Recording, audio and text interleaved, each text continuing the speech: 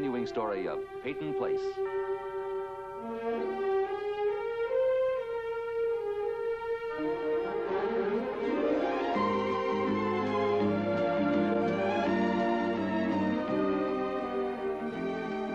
Starring Ed Nelson as Michael Rossi, Ryan O'Neal as Rodney Harrington, Barbara Parkins as Betty Anderson, Christopher Connolly as Norman Harrington, Patricia Morrow as Rita Harrington, James Douglas as Stephen Cord, Elizabeth Walker as Carolyn Russell, and also starring Barbara Rush as Marcia Russell.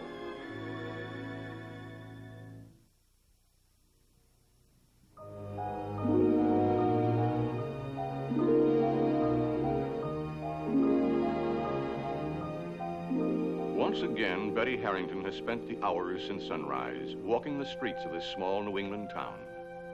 Walking, thinking, trying to cope with her separation from her husband, Rodney. A separation that Rodney wanted, that she resisted, that he demanded.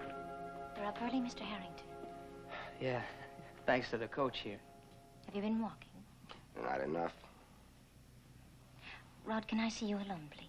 Well, the exercise should be continuous. Otherwise, it doesn't do any good. Give us a minute, will you, Chuck? Okay. I feel very strange. Why? Having to talk to you like this, having to ask your permission. Rod, I know you've been having a lot of pain. Listen, you mind if we walk? It helps. Dr. Rossi, please call the operator. What's, Dr. Rossi. Was there something special on your mind, something you need? No. I just wanted to see how you were and see if I can do anything for you. No, I'm fine. Atwell's a very efficient housekeeper. How's the cooking? Well, I can get it down. How about me coming by for lunch? I mean, he does give you a lunch break, doesn't he? Well, I can't today, Betty. I have an appointment. All right, we'll make it some other time. I want to ask you who you're having your appointment with, but now that we're separated, I don't think I should. Well, Tom Winter's coming by, that's all. Rod, even when two people are separated, they spend time together. Well, yeah, of course. Well, that's all I want. I just want to spend some time with you. Well, we will. We'll work something out. We'll have lunch sometime. When? Well, I don't know. Well, how about tomorrow? Oh, I can't tomorrow. Or over the next Come day? on, Betty. Don't press me. This is hard enough. I'm sorry, Mrs. Harrington. Listen, we got to be going. Look, nobody said this was going to be easy, but we have... I know that. But I just cannot live this way. I mean, I just can't.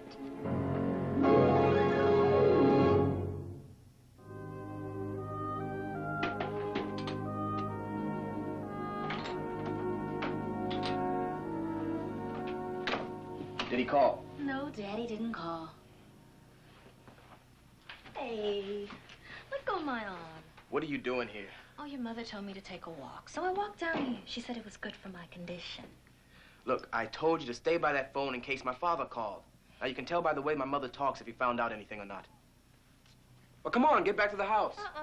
We're Siamese twins, you and I. Where I go, you go. That's Ruth. That's from the Bible. I was going to tell him. Oh. Vicky, I was going to tell him everything. Oh, you'd be a fool. Yeah, maybe so. Maybe so, but it would have been better than this. I mean, air is better than dirt. Dirt, huh? Hit and run, Lou. I'll stand up in court and swear it, and so will Larry. As a matter of fact, I want you to call Larry. I want you to call him and tell him to come and get you wherever he is. Just call him and tell him to come and get you. It's his kid, not mine. I want out of this. Out, huh? Hit and run, Lou. I want out.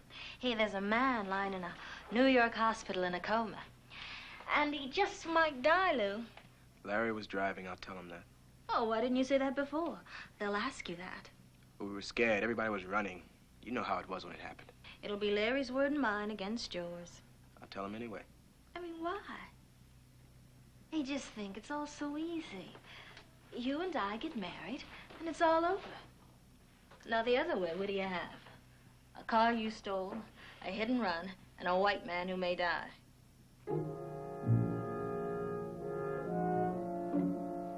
You would do it, wouldn't you? You know I would.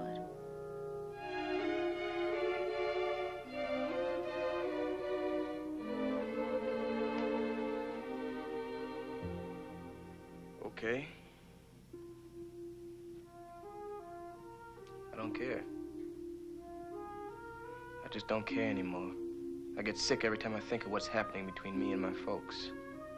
And if we can still talk together, when my father gets back from New York, I'm gonna tell him everything. Everything.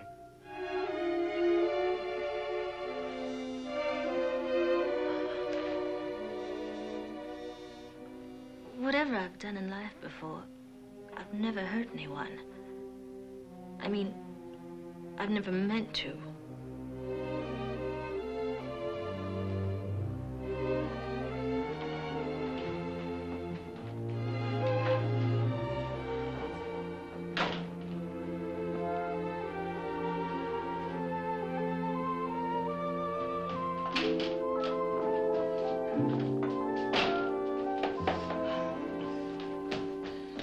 Stories have you been telling about me to Charlie Horst? Stories? Oh, hello, Maggie. Sit down. If my late husband ever heard what you said, he would rise up in his grave. Well, I don't know what you're talking about. And who's Charlie Horst? You know doggone well who he is. I just ran into him on the public square.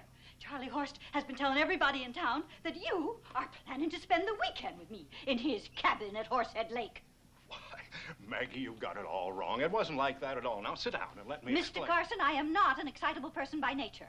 My late husband and myself were always firm believers in discipline and self-control at all times. And I am proud to say that I haven't been mad for 10 years. Not really mad, I mean. But when Mr. Horst told me that he had heard that I was planning to spend the weekend with you in his cabin in Horsehead Lake, I got mad. And I marched over to your store to tell you about it, too. And fortunately for you, you weren't there. And I knew where I'd find you next. Right here loafing in this tavern. Well, I live right outside up those stairs in the boarding house. Fortunately for you, the long walk in the freezing weather has cooled me down enough so that I am prepared to give you 1 minute. 1 minute to tell me exactly what you had on your mind when you said that to Mr. Horst. And believe me, 1 minute is more than you probably deserve. Well? Well, Maggie, in the first place, it wasn't Charlie Horst. It was Mr. Devon, Charlie Devon. He owns a horse. I don't care what his name is. What's his horse got to do with it? Now, when Charlie gets excited, he talks so fast that it's almost impossible to understand what he says. 1 minute, Mr. Carson. You see, Charlie owns a cabin up on Ridgewell Lake, and he takes his family up there almost every week to go ice fishing. But this time of year, the only way you can get there is with a horse and sleigh. And? Well, the other day I was talking to Charlie, and he asked me if I'd like to go up with them one day next week, and I said yes, that I would. And then I said that I thought maybe you'd like to go along, too, you know, just for a day in the open.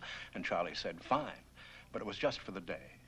And that's all in the world there was to it, Maggie. It wasn't like you thought at all. Well. And like I said about Charlie, when he gets excited, he talks so fast, it's almost impossible to hear what he says. I'm sure that you misheard something that he said, and then you got excited. If we're going out into the country, how come Charlie Horst and everybody else in town gets to know about it before I do? Charlie Devon, Maggie, he owns the cabin, so naturally I had to talk to him first. But I was going to tell you about it the very next thing. It's not my fault that Charlie talks a lot. Well. Do you think you'd like to go? I don't know. Well, when could you say? Mr. Carson, please remember that my husband hasn't even been dead a year. And I'm not sure that he would approve of you and me carrying on like the younger generation. Younger generation? Yes. So, if you want to invite me for the weekend with your Mr. Horst. Devon, and not the weekend, just one day. Or Devon, or whatever his name is. Then I think you ought to come by my house and tell me so. Because I am not ready to be taken for granted yet, Mr. Carson. And I will not have everybody in town discussing each step that I take before I know about it myself. Is that clear? Oh, sure, Maggie, sure. That's clear. Well then, Eli, we can let the matter drop. And I am mighty glad to know that it wasn't what I thought.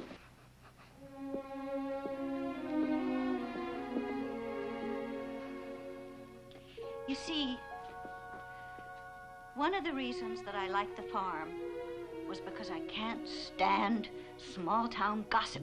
Oh, me neither. Goodbye, Eli.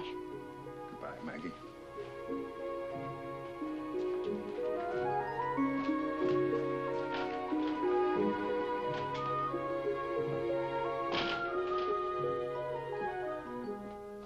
Well, you think she'll go? She'll go.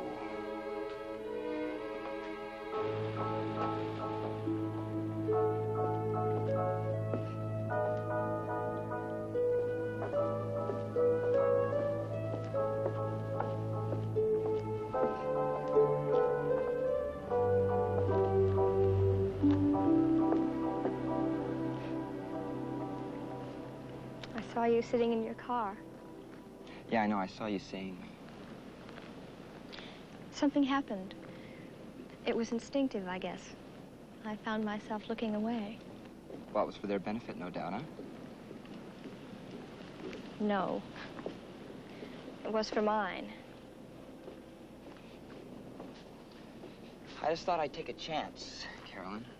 Thought maybe you changed your mind. Yeah, women do that, you know. So after school was out, I came on down to the shoreline to rehearse, and I was waiting for you. Well, I think it's better for both of us this way. Oh, I wish I could agree with that. Do you know something? I was just going to say, can't we be friends? Well, that's a very good line. Jeff. I don't want to walk by you and have to look the other way. I want to be able to look at you and nod hello and not think any more about it. I would say that's being a little naive. Maybe. I thought we had a good thing going. We did, yes.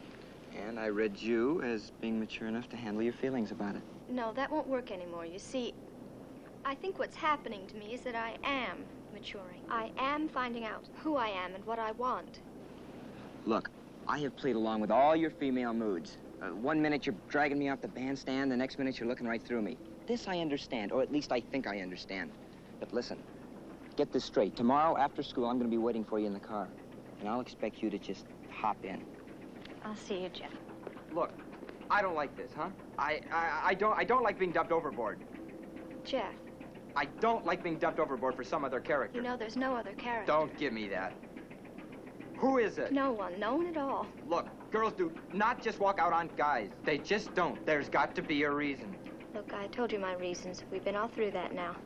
I know. We did a lot of talking about why we don't talk, why we don't communicate. Do you realize how much time we spend talking about why we don't communicate? Okay, let go.